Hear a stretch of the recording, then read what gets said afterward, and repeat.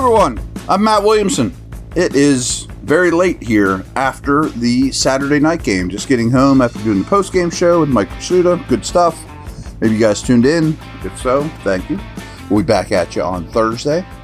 I'll say it's not the most eventful game. I mean, there's stuff to break down, and I'll watch it again, and I'll give you a deeper dive tomorrow, of course. But I want to go through some kind of play-by-play things that I saw as they were happening. And I think it's important to note that the first quarter in particular, Tampa more or less played all their dudes. Now, I understand Evans and Baker weren't out there. That's important, obviously. But Teddy Bridgewater's been around the block, and they still played a lot of big-time guys. Levante David didn't play, but he's also an older, kind of declining player. But notably, I thought the Steelers hung with mostly their twos against mostly their ones pretty well. But the first big play of the game didn't go the Steelers' way. The Bucs come out. They see that the Steelers are in press man coverage. They take Bucky Irving, split him all the way out wide. Watch Peyton Wilson go with him. Veteran quarterback move by Bridgewater. Sees a single high safety. It's going to have a tough time getting all the way to the edge or all the way to the boundary, to the sidelines. And they take a shot. Irving versus Wilson. Pretty well covered. Perfect throw is going to beat that every time, and it did. Didn't break my heart. You know, that's a tough situation for any linebacker to be in. Irving's a very good player. And a perfect throw is going to win that a lot. And that was a really well designed play and throw. Those things happen in this league. Okay. You know, that's regular season Sunday stuff. As was the following touchdown. Ibuka, who's very impressive. And the more people I talked to that were joint practice were like, man, Ibuka is going to be really good. So they're 3rd and 4 on the 5-yard line. Really nice throw and catch. I didn't think the coverage was all that bad either in the corner of the end zone. NFL caliber plays, you know. So there you have it. I mean, that's not great, but that was 14-0 before you know it. And it made it seem like, boy, their ones are blowing the Steelers out. I didn't get that feeling, but now I think we got to talk about Ramon Wilson a little bit, you know. He starts showing up at that point. You know, a deep ball to Ramon Wilson, I thought was a little underthrown, but it was still a 15-yard gain or 42-yard gain. And then they kept picking on Dean.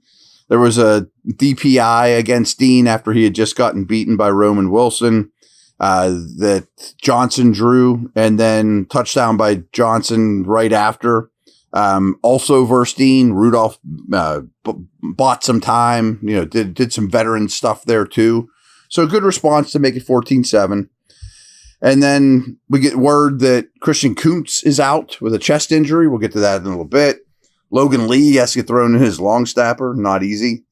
But then after Johnson caught that touchdown, he runs out on kickoff and makes the tackle. Good for him. I mean, I still think he's a long shot to make the team, but that's how you show up. Harmon got a sack. They end up being the only sack of the game shortly after. 3rd and 8, press man coverage, 2 high shell. Harmon whipped his dude, quick pressure, sack. Good stuff. You know, and then then Skylar Thompson comes in, plays a little, I thought, with the ones. I need to watch this one more time, but mostly with the 2-0 line. Pete's in at left guard and played quite a bit. At that point, Stephen Jones at right tackle got beaten by Braswell, 2nd-round pick. He's a kind of a decent player on a 3rd and 12. But all in all, I didn't think the 2nd O-line was too shabby. Made some notes around this part of the game. Skylar playing well again. And I think this is important. A lot of explosives by the Steeler offense. They're 1s and 2s. Almost all in the passing game, though. And there's a 3rd and 5 there that hits off McCutcheon's hands, pops up, interception, big return. You know, McCutcheon's not going to be out there. Neither is Thompson, for that matter. Skylar, for that matter. But, you know. And then halftime stats of note. Rudolph's 3 for 5 for 46 yards, touchdown interception.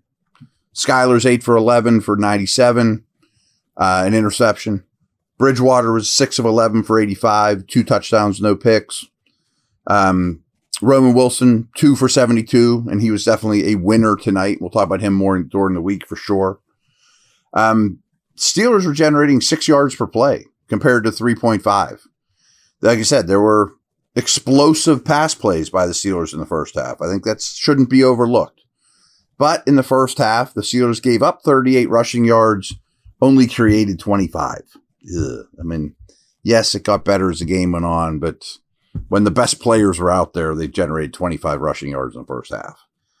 And yards per carry was only 2.7 for the Steelers. They only allowed 2.5. Neither team was running the ball well. Steelers had 2 turnovers compared to 0 at the half. Time of possession was 16:22 to 13:38 in favor of Tampa. Third down stuff was bad, 0 of 5 for the Steelers, and didn't get much better throughout the game. Tampa was 3 of 10. Steelers had 1 sack, Bucks had 2. So, okay. But one of my first notes in the second half, and this is going to be important, is Tampa had a lot of their scrubs in the second half. Yes, they played some good people early, but I thought they played some bad people late. Hurlman recovers that muff punt. Great.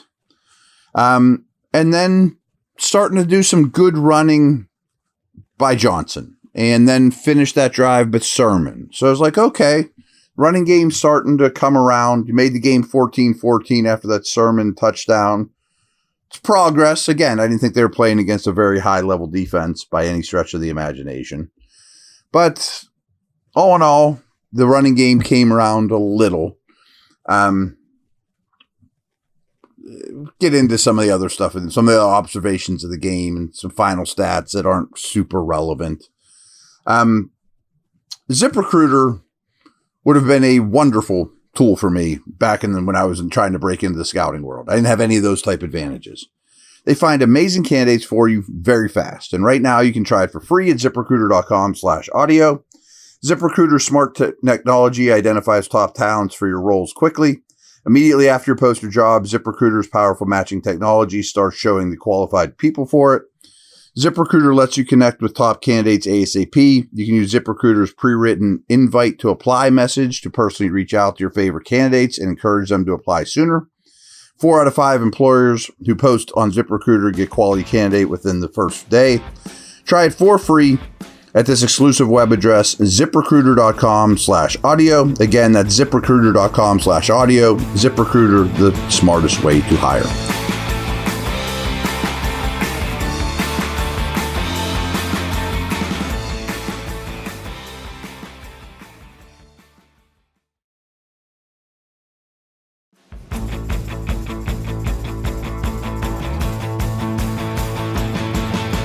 So a couple final stats of note. I'm not going to go through all of them, just a few. The Steelers did end up with 130 yards rushing compared to 41. Only 1 sack for the Steelers, though, again, compared to 4 allowed by the Steelers. Third downs, they were just 2 of 12 for the whole game. Now Tampa was only 6 of 18. Yards per play, though, 5-4, favoring the Steelers compared to 3-8. Fine.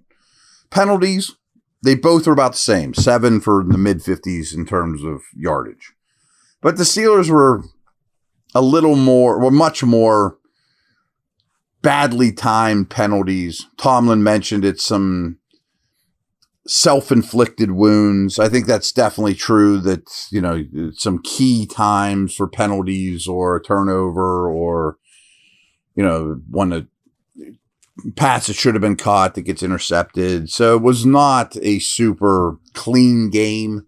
Procedural wise, it was. There wasn't a lot of pre-snap stuff, a lot of confusion, but there were self-inflicted mistakes, which is probably the difference in winning and losing the game.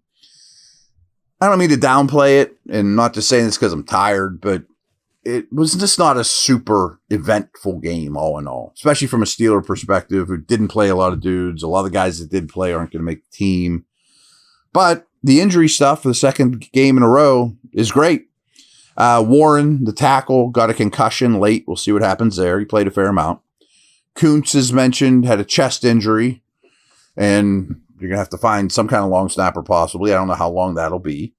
But the one that worried me was in the press box, they announced very early after like his first pass rush snap that Herbig was not going to return. I was like, oh, no. Now, after the game, Tomlin said, he's basically fine. Cool. Okay. That worried me. Some other notes here, just some quick stuff. I mentioned it before. Yeah, they allowed 2 touchdowns, but they're 2 really impressive, fantasy-worthy Tampa players in Irving and Ibuka. The other team has good players too.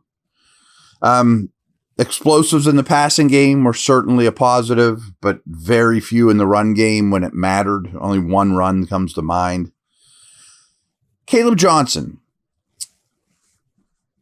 Tomlin called him and Harmon out as taking steps forward. And I thought Harmon absolutely did, and he's on track to look like a first-round pick.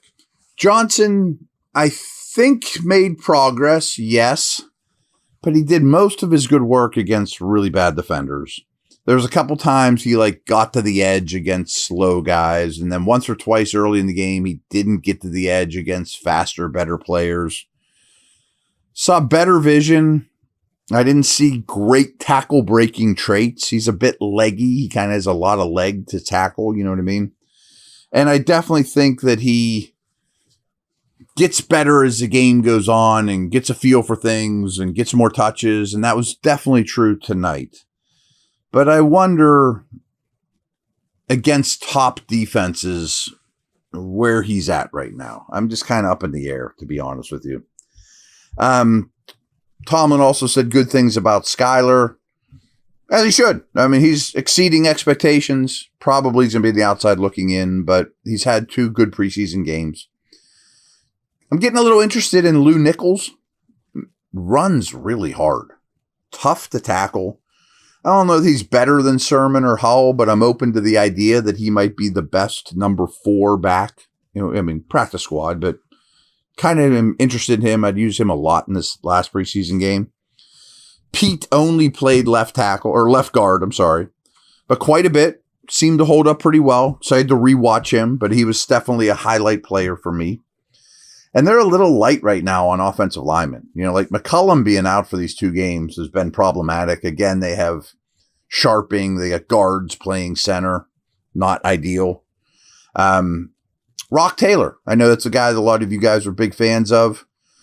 He could have had a lot bigger game with a little bit better throws. And there were a couple plays left on the field that I bet he's not thrilled about that weren't his fault. So interesting. Along those lines, from a negative standpoint, though, Robert Woods, he's, for someone who's been in the league and as successful as he has been, to be in mop-up duty in a situation like this when Metcalf and Austin aren't even in the game, basically is the writing on the wall for me. I think that ship has sailed, that they don't have high hopes for him, and oh well, Something I'm going to think about, and we'll talk about more as the week goes on. Going to wrap it up here, though, is I don't know late Saturday night what their plans are for the week 3 game. Are they going to give any of the top guys any action or just no? But I do think that's noteworthy, and I think you guys all recognize that just 2 days ago, Thursday, all the top guys participated against Mike Evans and Vita Vea and Irving and Baker and all those dudes. So it's not like they're not getting top work against good guys.